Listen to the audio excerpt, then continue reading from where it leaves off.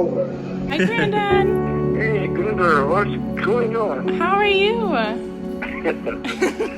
I'm resting, doing nothing. Doing nothing? Okay, maybe this will be fun. Maybe it'll entertain you. My name is Madalena Kaji. I live in Tallahassee, Florida. My immediate family, we are all really close. I have 2 older sisters and a little brother. My parents are amazing. My mom is awesome. My dad is awesome. I have a great family. I'm really lucky. My granddad is from Mumbai, India. He came to the US in the 60s, in his 20s. So he came here and he met my grandmother, who was a candy striper at the hospital. He became an OBGYN, but he was still in school. Met her in Mercer Hospital in Trenton, New Jersey. That was 63 or 64. They were just so in love with each other. It was really unconventional, especially for their time. There weren't a lot of Indian Americans or Indians in America. They were married in 66, so they would have been married next month 54 years. No one in his family or her family had really ever married outside of their race or ethnicity. My mom was very, very smart, extremely sensitive. So she was adaptable, and growing up, she was totally that mom. Homemade Halloween costumes, all our school functions. I was close with my grandfather and my grandma. Even just this past year, I had done a report on him for my school, just about his career, because he brought over this idea called the birthing room to America. Oh, I was very happy bringing babies being born and make sure they're healthy and something simple like that. He was a very giving person. He had his own private practice, OBGYN. He was constantly being called away, but to his credit, we didn't feel like he was an absent father or anything like that.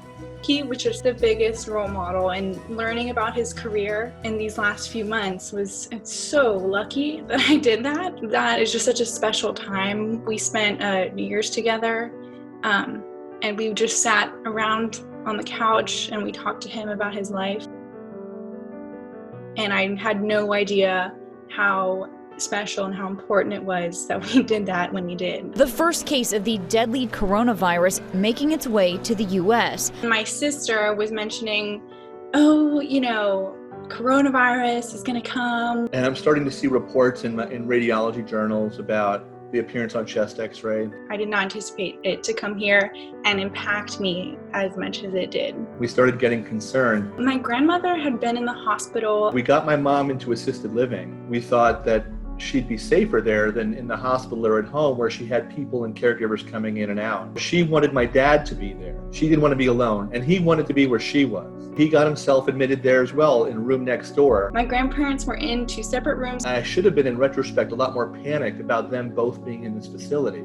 But I really didn't have the worldview about how little testing was being done, how little precautions were being done. The U.S. is testing a far smaller percentage of its people than countries with smaller populations. There was no national program. In retrospect, we should have got them out of there and taken them home, locked the door. But we thought, okay, well, they're not at home anymore. They're in a healthcare facility, and people will, I had this blind faith, misplaced.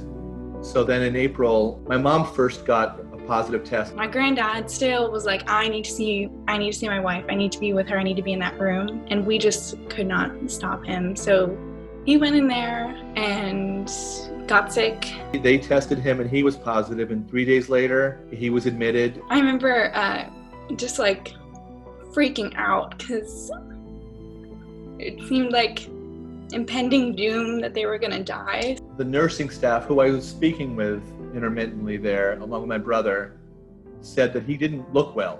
My dad was here and he was freaking out. He wanted to be there. And that was risky, because we were scared. Okay, well, dad's gonna go around our COVID positive granddad, but if dad gets sick, is dad gonna die? So he flew up there, saw my grandfather in my granddad's room, and we FaceTimed him a couple times, and it was awful. His kidney function was worsening, his liver function was awful. My grandfather's face was just so completely the opposite of what we remember him. I mean, he was so confused. He had no idea what was going on, but he was really scared.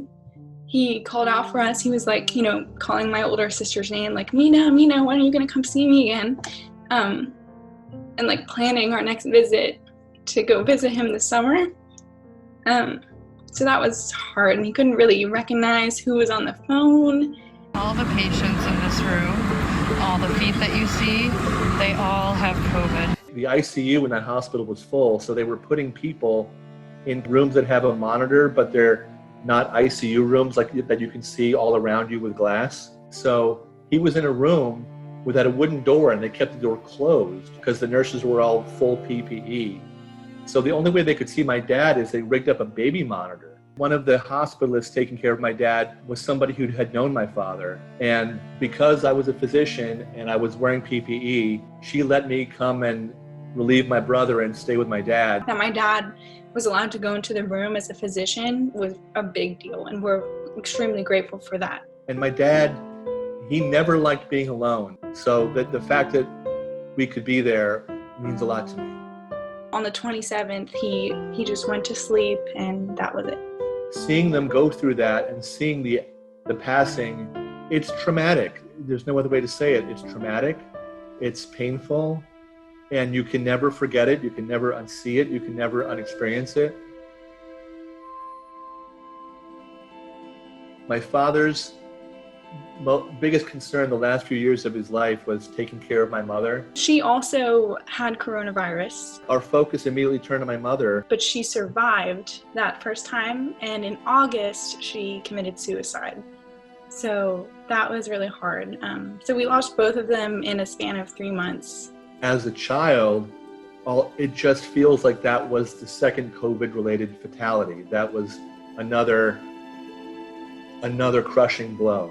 Hard even to feel because it had not been even 90 days since my dad had passed. I feel like we haven't even mourned him properly. I was so angry following his death, and I still am really angry. Frustrated, I'm despairing. Even just watching people complain, like, oh, Starbucks is closed, or oh, I can't sit down at this restaurant. I'm like, oh my God, you should be happy that your grandparents aren't dead. Are you kidding me? And I remember it must have been like a few weeks after his death, President Trump was doing an interview, and they had asked him, what do you want to say to those families tonight?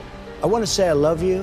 What the hell? I don't want you to tell me that. I want you to institute a nationwide mask mandate. Like, do something about it. I think wearing a face mask as I greet presidents, prime ministers, I don't see it for myself. And Ron DeSantis, I saw this op-ed he wrote about how we can't close school sports because, kids need to bond. Kids need to bond? Kids need to live. What are you talking about? Trump, he'll never experience like what we experienced because he can afford all of that protection. It drives you crazy. I mean, especially because our death rates everyone just keeps dying, and it doesn't feel like it's ever going to end. Life is already so painful. Life is hard. Life is dangerous. People pass away every day. I see that as a physician. People pass away from awful, awful things. Part of that's the circle of life. This is not part of the circle of life. This pandemic and future pandemics aren't natural. It doesn't have to be that way.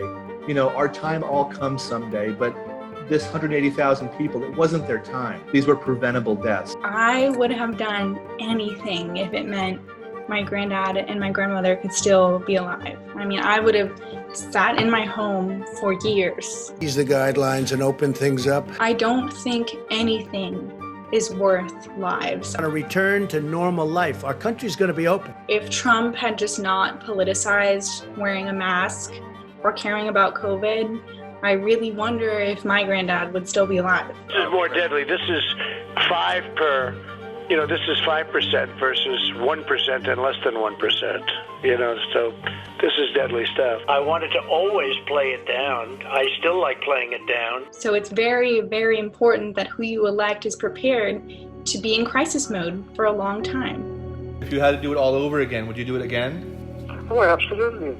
Absolutely.